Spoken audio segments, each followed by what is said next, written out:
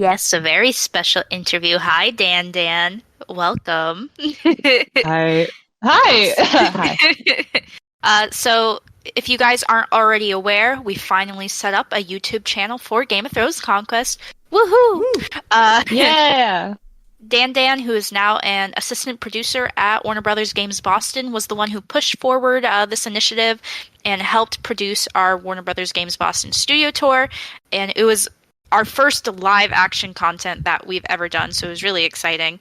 And before DanDan was an assistant producer, DanDan was assistant community manager, and you've most likely seen them before hanging around and posting things in the Discord if you're active here. If you haven't seen our videos, we'll link our new YouTube channel in the bulletin. But today, we have questions about how the studio tour was created. So first, before we jump into anything else, DanDan, how has the new job been? And do you miss us? I it's really unfair to compare people to the community and social team because the bar is just really, really high. They've set it above and beyond. But you know, I I definitely appreciate the tenacity of my new team too. Being an assistant producer, there's a lot of opportunities for growth, and really my view of the teams has super expanded. Like for example, like I get to see what art makes it in a given day. I get to know what events are going to go live and when and how that all gets tested. It's really cool stuff. So there's a lot of foresight here, and especially into the future of Game of Thrones Conquest. We've spun up some teams recently where there's opportunity to drive attention to parts of the game that might have gotten swept under the rug before. So I think there's some exciting new stuff. If you are familiar with Test Your Metal, which I think many of you are, that's a product of one of the teams that I'm working on. It's really, really exciting stuff. I have a lot of stuff in my mind. At least 15 things. At least 15, maybe 16. You'll never Possibly. know. We're constantly adding new things, and DanDan's like being like, I'm actually community, and I'm actually coming in and poking things with a stick. So we'll go back as much as I would like to talk about all that all day. So I'd like to dive into our YouTube channel and ask a question. So DanDan, what hurdles did you face in creating our YouTube channel?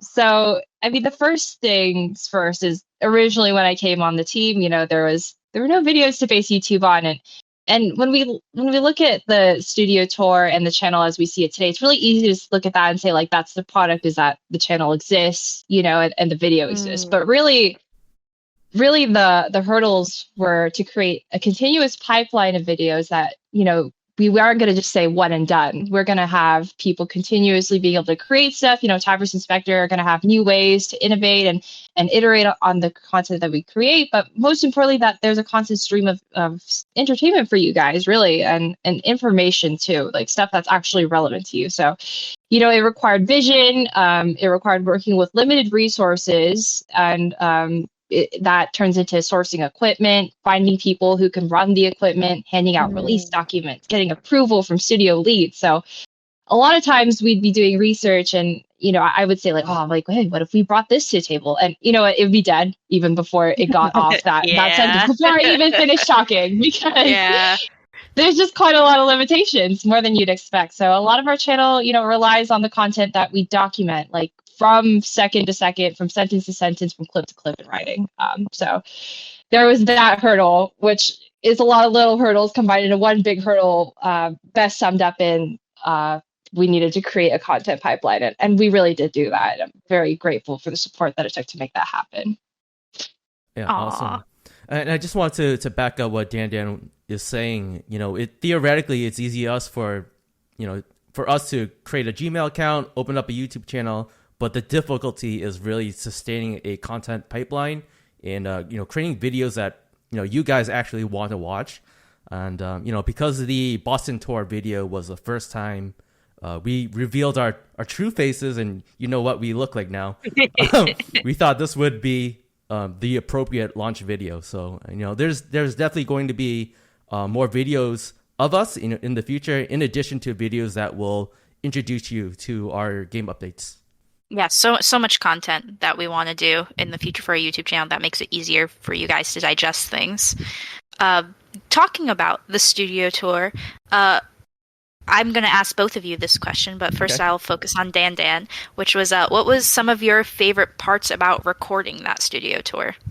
It wasn't jet lag because there was a day where me suffering from a very slight time difference allowed Bumble had to, let me fall asleep very politely at my desk. And I, it was okay. I was just waiting for someone to arrive for filming. Let me just make that clear. It was not being unproductive, but yeah, that was a tough one. But what I really loved, honestly, the obvious answer is seeing the studio and my team, seeing how excited the rest of the team was that we are doing it. Like you guys were mentioning in the chat, I see it that one of your favorite parts is being able to put names to faces. Well, like I had the same experience too, because coming in from, working elsewhere in the country and being able to, see Tavares and be like, oh my gosh, it's you. And then Inspector and Bumble and just everybody else. That was wonderful.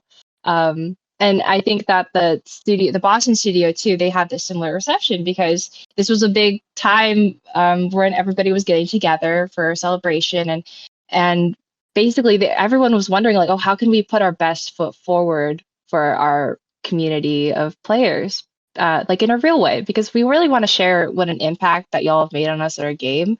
And so when we're doing the studio tour, we're thinking, well, like, oh, you guys are part of our studio in your own way too. So if you watch the video, you'll see there's a wonderful B-roll shot of this awesome mug that Tavris and Bumble got at the Game of Thrones convention, right? Yeah. Yeah, it just goes to show how much, y'all are part of this video and in this studio in your own way. So yeah, and then just lots of silly B-roll in general. I could go on, but I'll pass it off to Spectre. Sure. Yeah. My favorite thing about creating this video was all the bloopers and all the extra footage that we got from this project. There was a point where I was teaching them how to salsa dance, but that didn't make the final cut.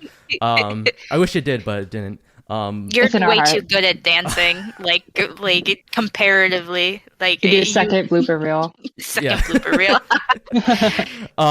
But yeah, I think overall, what I really loved about this video was that actually, like, not a lot of my friends or my family know exactly what I do for work. So it was kind of easy for me to just like send them a link. Hey, this is actually like a small portion of what I do, but hey, it's a really cool studio. Yeah, I get that. I did that with my family too. I think I was showing my little cousin, and she's like, "That's not your name." I'm like, "No, it's not. It's what people know me as." It's nice to see how like the people around you react to like this content. That's hard to describe. It's hard to describe what we do on a daily basis, and it's just having that physical attachment that DanDan and like we've all basically created. It's really cool to see. I have a couple more questions. If DanDan, if you were to make our YouTube channel all over again, what would you do differently? I mean, it's tough. I try not to be regretful when it comes to my projects. I like to be reflective, but I think, seeing how receptive everyone was to the studio tour, like even on a higher level, when we're thinking like about studio leadership, like I think that there was a level of unexpected comfort and encouragement there in terms of wanting to do some live action stuff. And so I would love to try my hand at doing shorts for y'all. I mean, there was a time when me and Spectre posited once dancing in a dragon costume for you all as a form of like content. It could still happen. It could still happen. There you go. But I wish we'd done a little more with shorts, or I would love to see more live action stuff now that we know in hindsight. And it's also opening up like the rest of the studio to possibly doing that content and giving more information to players. So it's a great stepping stone, no matter what. Thank you. Yeah. Since you like laid that framework, what kind of, including the shorts, I hope, what kind of content do you hope to see on the YouTube channel in the future? And I'm totally not writing the sounds, stealing your ideas, and claiming them as my own. Well, like, you know what? My work will always be community's work, but oh God, there's a lot. Like, number one, I definitely want to see some player guides, and whether that's old backlog content for, you know, what we already have in game, or really, I really want to see them like accompanied with our feature releases. You know, imagine like being able to scroll through the blog and it's like, oh my God, it's just a lot of reading. It's good information, but like I'm busy, you know? Well, maybe we can point them towards a video guide. Like that would be something I love. And in addition to that, as I was, you know, creating this pipeline, I always remembered seeing that every time there was like a KBK or something like that, y'all would start posting links to your little SmackDown videos on YouTube. Oh my goodness. I love those. I know, I love them, and I really wish there was something we could do with them. I'm so curious to see, because I know we got some videographers in the chat, so I'd be curious to see what kind of content that y'all might be interested in. So, I mean, please make your voices heard. That's what community is all about. Woo! Talking about that, you know, talking about what community is all about, last but not least, this is my final question, DanDan. You have to pay attention. You have to be in this. All right, do you miss being on the community team? And will you come back? Can I steal you back? Do you miss us? I don't know. Can I get a nicer jail cell this time? I don't know. Maybe slightly just like nicer. a pillow. Just a pillow. Okay. I can get you a glass of water. Okay, that's an it'll have to go. But in all seriousness, everyone knows I miss being on the community team. I think even the studio knows I miss being on the community team. As for stealing me back, though, I think I'm of the opinion that Tavros, Bumble, and Spectre actually really like me on the production team, because we actually do. Because I am their fly on the wall. I am their super spy community plant, where now I have the ability to champion a lot of community's values and bring opportunities back for more great stuff. Like I mentioned, Test Your Metal a little bit earlier. That's just got handed off to my team, and you know, even coming up, we have some really cool stuff that I don't want to steal the thunder of. But let's just say that like having this wonderful coworker relationship has allowed some really awesome pieces to get put in the pipeline for like something that's happening in maybe a month or two, maybe a month.